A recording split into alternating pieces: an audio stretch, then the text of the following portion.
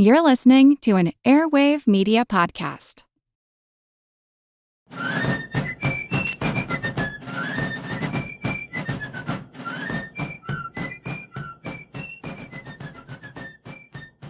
Hello, and thank you for joining the American Revolution. Today, episode 163, The Battle of Germantown.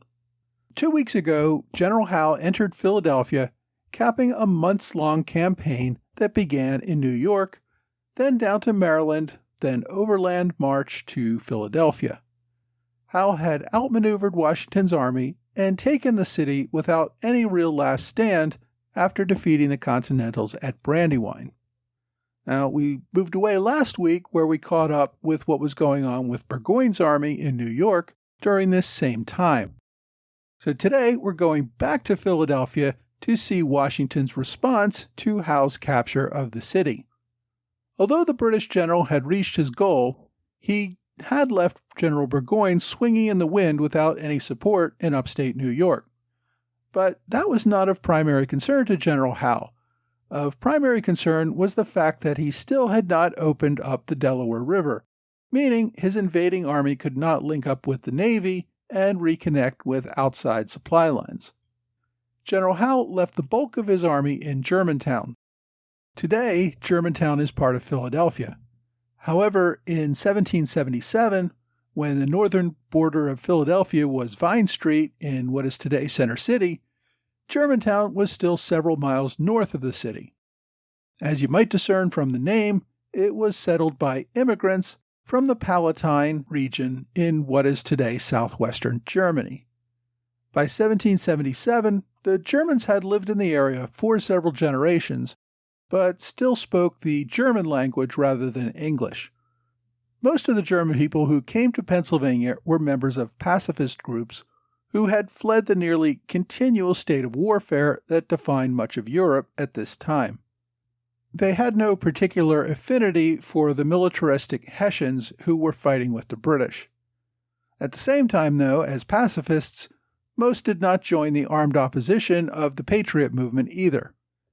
Some had fled the area in advance of the Army's occupation. However, many more stayed put and tried to make the best of life under military occupation. General Howe, with General Cornwallis, went to Philadelphia with nearly half the army. Howe would end up occupying a house on Market Street, which had once been the residence of Lieutenant Governor Richard Penn, and most recently that of Pennsylvania General John Cadwalader, living there before the British occupied the city. However, at this point, Howe maintained a headquarters at the home of James Logan, well north of Philadelphia and about a mile south of Germantown. Now, Howe's first order of business was to open up the Delaware River so he could reconnect with the British Navy and the outside world. He had to deploy a brigade of 3,000 soldiers to march all the way back to Head of Elk, Maryland, and escort more supplies back to Philadelphia overland because the Patriots still controlled the Delaware River. He also had to prepare for an attack by the Continentals, which he expected to come most likely from the north at Germantown. In Philadelphia, Howe made every attempt to prevent looting or plundering by British soldiers. He still wanted to win over the locals and be accepted as a liberator, not a conqueror. Howe needed to establish local support so that he could at some point move his regular army on to other cities in North America. Almost as soon as Howe marched into Philadelphia, Washington was planning to attack. On September 26th, the same day Howe marched into Philadelphia, Washington moved his Continentals to Pennybacker's Mill, today what is called Schwenksville, just a little over 20 miles from Germantown. There he consolidated his forces, reporting on the 28th that he had 8,000 Continentals and another 3,000 militia at his camp. The next day, the Continentals marched about 5 miles closer to the enemy, and a few days later moved another 3 miles closer, putting them about 16 miles away from the enemy. Washington's intelligence indicated that less than half of the British Army was camped at Germantown. Actually, it was considerably more than half. but Washington's total force still slightly outnumbered the roughly 9,000 enemy soldiers camped at Germantown. The British had laid out their camp in a line forming east to west. On the east, or British right flank, camped battalions commanded by Generals James Grant and Edward Matthew. On the British left flank were battalions under the commands of Generals Gray, Agnew, Stern, and Kniphausen's Hessians. The line extended all the way to the Schuylkill River, where Hessian Jaegers held the far end of the left flank. Washington, as he liked to do, developed a rather complex plan of attack, dividing his forces into 4 separate divisions, each approaching the enemy from a different direction. General John Sullivan, who was still awaiting court-martial for his actions on Long Island and at Brandywine, commanded the first column, supported by Anthony Wayne's brigade, at least those who survived the Paoli massacre. Lord Stirling and General Maxwell would follow Sullivan's column as a reserve force. General Nathaniel Greene commanded a second column, which was the largest battalion of the group, containing about 2/3 of the total Continental Army. His force would attack the British right flank, commanded by Generals Grant and Matthews.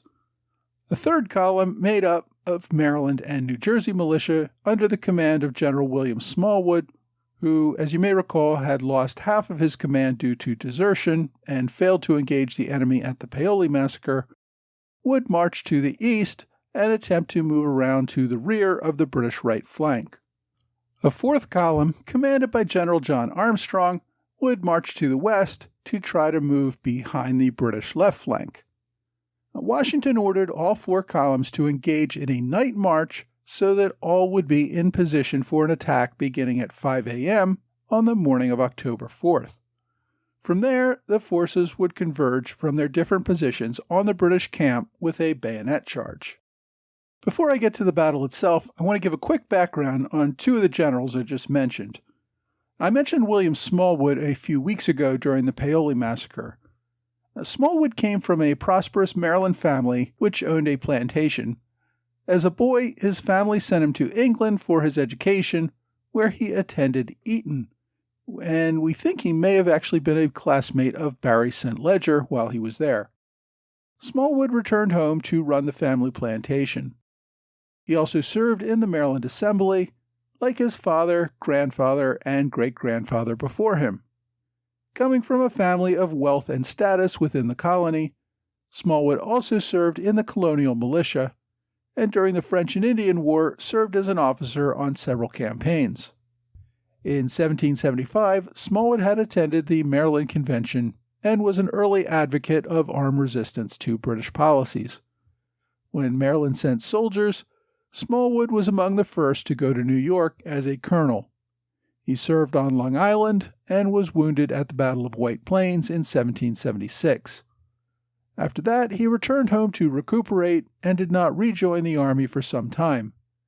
During his convalescence, Congress promoted him to general. When the British landed at Head of Elk in Maryland in August of 1777, General Smallwood decided it was time to get back into the fight and raised a regiment of 2,000 Maryland militia. These were the troops that scattered when the British attacked General Wayne's Continentals at Paoli. He recovered about half of his army that had not run home and joined up with Washington's Continentals for the continuing fight. Washington then ordered Smallwood to take his division on the far American left to go around the British right flank and attack their rear. The other division commander that I hadn't yet mentioned was General John Armstrong. Born in Ireland, Armstrong was educated as a civil engineer. He came to Pennsylvania in 1740 as a surveyor for the Penn family. One of the areas he surveyed became the new town of Carlisle, Pennsylvania. And I guess he liked it there so much that he settled there and started a family. During the French and Indian War, Armstrong served as a colonel in the Pennsylvania militia. He had led 2,700 militia soldiers during the Forbes expedition to recapture Fort Duquesne in what is today Pittsburgh from the French. During this expedition, he served alongside fellow militia colonel George Washington. By 1775, Armstrong was a brigadier general with the Pennsylvania militia and an outspoken patriot. When Pennsylvania joined the fight in early 1776, Armstrong received a commission as brigadier general in the Continental Army. He put his engineering experience to work, setting up defenses at Charleston, South Carolina, prior to the British attack on Fort Sullivan. Armstrong then resigned his Continental Commission less than a year after he received it to become a major general in command of the Pennsylvania State Militia. He commanded the left flank of the American line at Brandywine. Since the British attacked the right flank at Brandywine, he didn't see much action that day, but he did have to retreat with the rest of the army after the American right flank collapsed.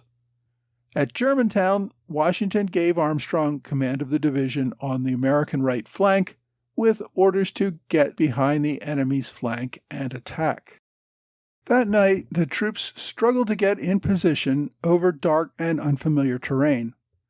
The first Americans to make contact with the enemy were from the head of General Sullivan's column, led by French General Thomas Conway. The Americans began a firefight with British pickets, who did have time to fire a signal gun and warn the British Army of the attack that had just begun. British Colonel Thomas Musgrave of the 40th Regiment of Regulars commanded the defense against Conway's attack. Both sides poured in reinforcements. Anthony Wayne's Continentals reportedly fought viciously and shouted, "Remember Paoli," as they ruthlessly cut down the enemy, even men trying to surrender. General Howe personally rushed toward the sound of gunfire, confronting his retreating soldiers. He ordered the men to form and told them that it was just a scouting party. About the same time he said that, an American cannon hit the tree under which Howe was sitting atop his horse, making clear that this was no scouting party. At sunrise, a dense fog remained over the battlefield, preventing both sides from determining where anyone was and leading to great confusion. As Musgrave's regulars fell back against the much larger attacking Continental force, he ordered 6 of his companies to take shelter inside a large stone house owned by Pennsylvania Chief Justice Benjamin Chew. As the rest of the British line retreated, the British inside the Chew house became isolated. Initially, several of Washington's officers proposed leaving one regiment to keep the defenders of the Chew house from moving and continuing on with the main attack. General Knox, however, objected. He thought it was an error to leave a force in their rear. He proposed taking the house before moving on, and Washington agreed. The Americans sent an officer under a flag of truce to demand surrender of the home's occupants. The British defenders fired on the officer and killed him. Next, Knox brought up several field cannons that could smash the doors and windows, but were not big enough to penetrate the thick stone walls of the house. The Americans charged the house, but were shot down. A few did make it to the house and got inside, but were quickly cut down by the defenders. During the assault, Washington's aide, Lieutenant Colonel John Laurens, the son of Continental Congress delegate Henry Laurens, was wounded. Another officer, John Marshall, the future Chief Justice, who had received a minor wound at Brandywine, received a more serious one in the assault on the Chew house. The attempt to take the house went on for over an hour. More American regiments, drawn by the sound of gunfire, marched toward the house. General Adam Stephen, who was the advance of General Greene's main column, marched his battalion over to the house as well. General Greene's main column of Continentals was behind schedule and had not yet reached the battlefield. General Wayne had advanced beyond the Chew house, but hearing the firefight continuing there, believed that Sullivan must be having some trouble and turned his men around to assist. In the fog, Stevens' regiment and Wayne's regiment saw each other, thought that each must be the enemy, and began firing on each other, causing both brigades to flee in a panic. As Sullivan's division continued its frustratingly ineffective assault on the Chew house, British generals Grey and Grant led their regulars to attack Sullivan on both his right and left flanks. Most of Sullivan's Continentals then feared they were being surrounded in the fog, so they too panicked and fled the battlefield. When Greene's force finally arrived, it struck the British right and forced back the defenders. The Americans soon found themselves in the British camp as the regulars retreated in the face of superior numbers.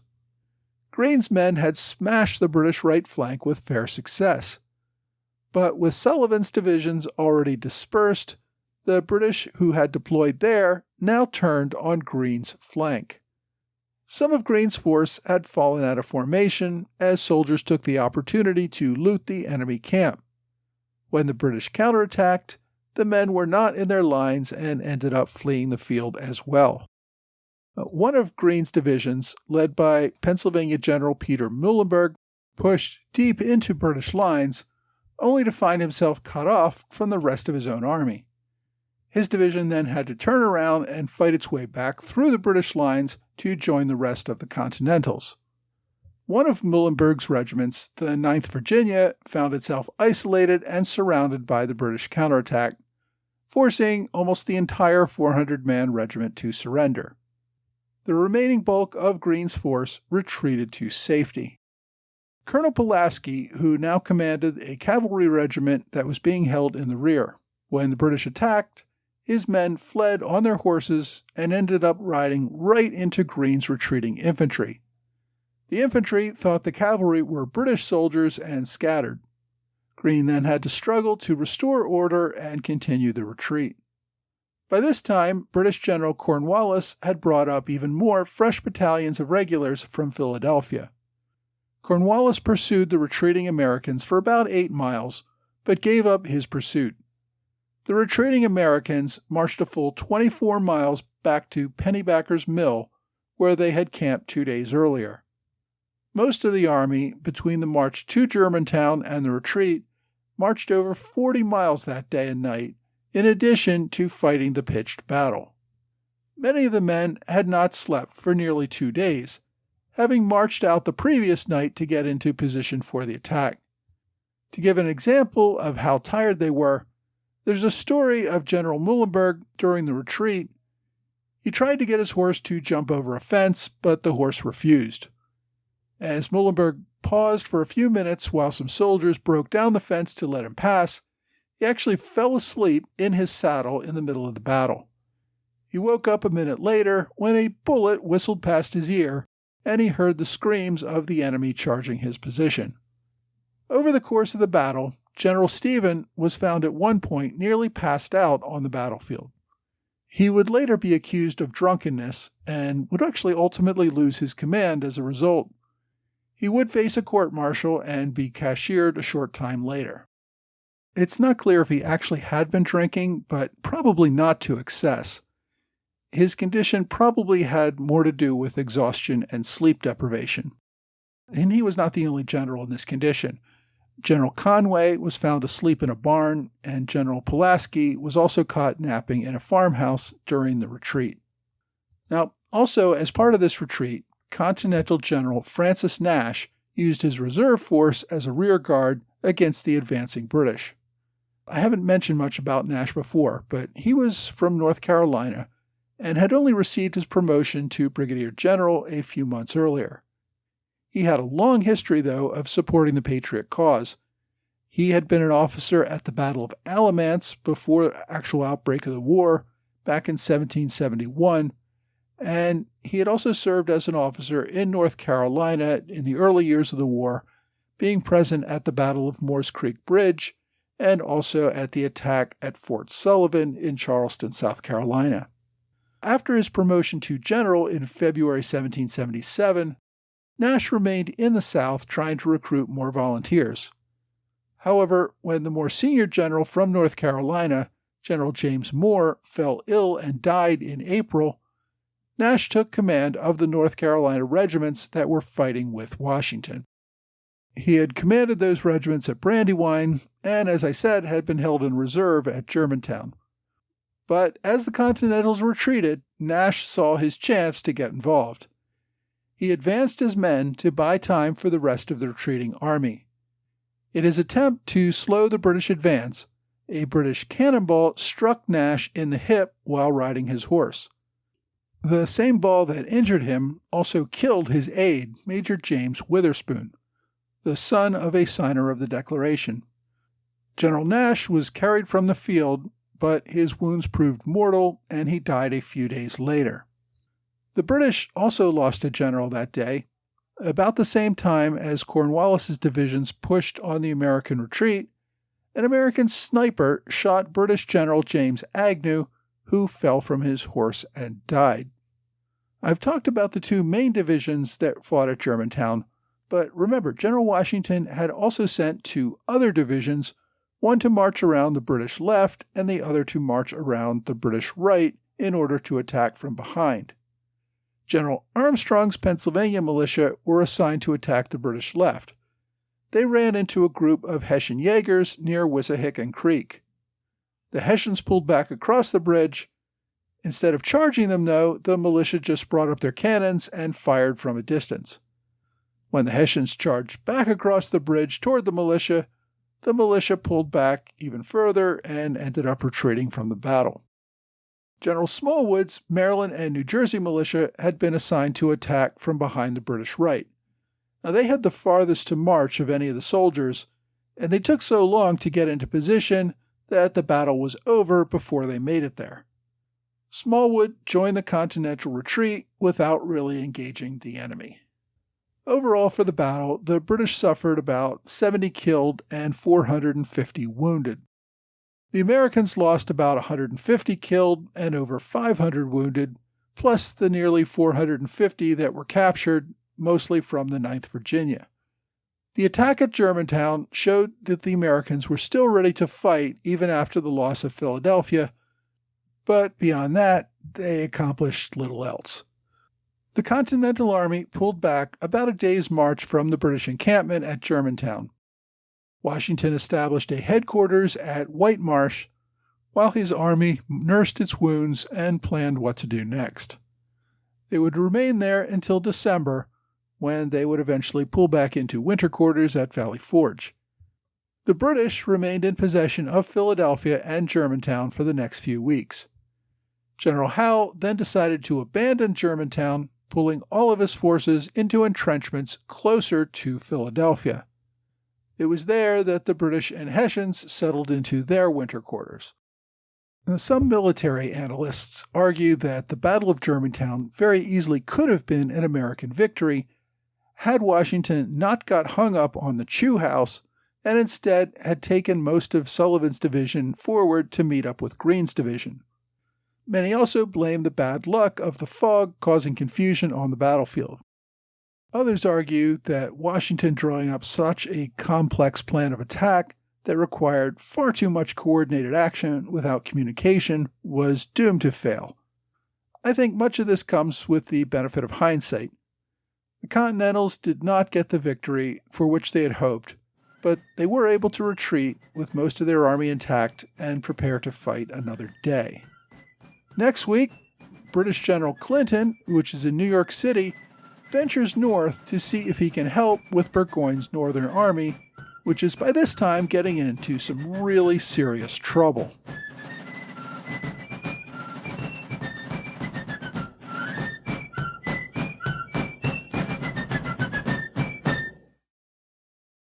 Hi, thanks for joining the American Revolution Podcast After Show. Thanks as always to Trey Nance and George Davis for their support of the podcast at the Alexander Hamilton Club level on Patreon, as well as Mike Hager at the Robert Morris Circle level.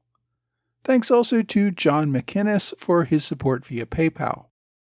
I also wanted to note with sorrow the passing of Bernard Bailyn a couple of weeks ago. Dr. Bailyn was a noted history author who has a long string of books written over 60 years. I've used many of them in writing this podcast. He was a history professor at Harvard for many decades and won numerous awards. Even though he lived a good long life, passing at age 97, he was still producing books as recently as 5 years ago. He contributed so much to the study of this era, and I just thought I should note his passing. This week we heard the Battle of Germantown as the Continentals attempt to hit British-occupied Philadelphia. The battle at Germantown was one of many of what I would call successful losses for the Americans. The British held off the attacks for reasons I covered in the main show, but failed to do anything about the Continental Army remaining in the field. More importantly, the attack was a key event for the French. The British capture of Philadelphia caused some in France to fear that the British might be able to wrap up the war despite the loss at Saratoga. The attack at Germantown made clear to the French and to the rest of the world that Washington did not consider himself to be a defeated general and that he would continue to fight. This is actually what the French wanted. They were in no hurry for an American victory any more than they wanted a British victory. Rather, they wanted Britain entangled in an American quagmire while France attempted to recapture colonies in other parts of the world. Germantown made clear to France that the fight would go on between Britain and her colonies, and that's exactly what France wanted to see happen. There is a fun story about after the battle. The Continentals found a small dog, a fox terrier. It had a tag on it indicating that its owner was none other than General William Howe. Washington returned the dog to British lines under a flag of truce. It's a nice story about an act of kindness between two men who were at war. There's even a whole book written about the incident called General Howe's Dog, which uses the incident to look into the personalities of Generals Howe and Washington. You can find that book by Caroline Tigger on my blog for this episode, but that's not my book recommendation of the week. Rather, that honor goes to Germantown, A Military History of the Battle for Philadelphia, October 4th, 1777, by Michael C. Harris. You may recognize the name Harris since his book on the Battle of Brandywine was my book recommendation a few weeks ago when we covered that battle. Now, I'm actually taking a bit of a chance on recommending this book about Germantown as I have not read it. The book is due to be released next month in mid-September 2020, and I've not yet been able to obtain an advance copy. Even so, given his other works, I very much look forward to this one. It is reportedly over 500 pages long, so there should be plenty of details about this important battle. Harris's writing style in his earlier books is very narrative-driven and engaging for the reader. So, as I said, I'm looking forward to this one and pretty confident that it will live up to my expectations. So, for most of you, by the time you're listening to this, the book should be available, Germantown, A Military History by Michael C. Harris. My online recommendation this week is a really old magazine article called The Battle of Germantown by Alfred C. Lambden. It was written for the battle's centennial celebration in 1877 for the Pennsylvania Magazine of History and Biography. It's about 40 pages and gives a good summary of the battle, so despite its age, if you want to read more about the battle, but not a whole book, then this is a good option. You can search for the article on archive.org or find it on JSTOR. I have direct links to both locations on my website or on my blog at blog.amrevpodcast.com. Finally, before leaving you for the day, I want to give a shout out to Founder of the Day. I recently did an interview with the host talking about how I got involved in podcasting and my interest in the American Revolution. It should be available by the time this episode goes public, and you should be able to find it on Founder of the Day's YouTube channel. In addition to his YouTube channel, he has a website called founderoftheday.com, and every day he produces a short video biography about a different founder, usually only a few minutes long. What I really like about Founder of the Day is that most of his picks are pretty obscure but interesting individuals from the time of the nation's founding. I've enjoyed his short informational talks, and I've even heard about people that I didn't know about before he brought them to my attention. If you want, you can even catch his interview with me on the channel, so I suggest you give it a try. Search for Founder of the Day on YouTube or go to founderoftheday.com. Well, that's all for this week. I hope you will join me again next week for another American Revolution podcast.